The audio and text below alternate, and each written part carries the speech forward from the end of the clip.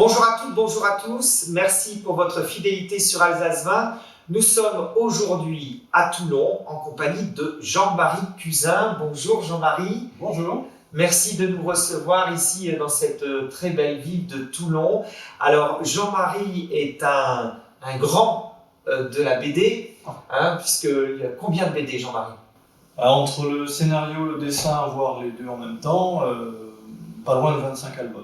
25 albums. Voilà. Alors, la particularité de Jean-Marie Cuzin, qui a écrit nombre de scénarios, mais qui a travaillé sur la BD du Var, qui vient de sortir, on en parlera quelque peu tout à l'heure. Être scénariste et dessinateur en même temps, ce n'est pas courant. Alors, c'est pas courant, c'est à la fois une chance et en même temps, je n'arrête pas de dire un handicap, n'exagérons rien, mais bon, ça oblige à des exercices intellectuels d'écriture pour le scénario et d'autres exigences pour le dessin. Il se trouve que je disais handicap, dans le sens d'exagération, mais quand je dessine pour un autre scénariste, j'avoue que j'ai un peu, quelque part, la tentation de corriger le défaut, voilà, d'être un peu interventionniste dans le scénario de l'autre, ce qui se fait pas, mais quelquefois qui est extrêmement tentant en ce qui me concerne. Voilà, c'est pour ça que je parlais de défaut. Sinon, c'est plutôt un avantage quand même. Alors, vous avez publié une BD sur l'histoire du Var. Absolument. Donc, c'est absolument passionnant parce qu'on y redécouvre finalement toute l'histoire du département, des origines jusqu'à nos jours. Et si aujourd'hui, je viens à la rencontre de Jean-Marie Cuzin, c'est qu'il y a aussi un gros projet à venir qui est celui de la Légion, qui se trouve dans le coin également. Absolument, les légionnaires sont installés à Aubagne, puisqu'il y a un régiment qui est installé, qu'ils ont leur musée, c'est une plaque tournante de la Légion étrangère Aubagne. Et ils ont effectivement ce joli projet de vouloir faire connaître au grand public, et peut-être susciter des vocations en montrant ce qu'est la démarche d'un jeune homme qui a pour vocation de rentrer dans cette institution prestigieuse. Alors, comment fonctionne le scénariste? Donc, quel va être le travail de Jean-Marie Cuzin? Alors, le travail de scénario, finalement, la bande dessinée et le cinéma sont des cousins germains, et on travaille un petit peu dans le même esprit, c'est-à-dire qu'un scénario, c'est un film, quelque part.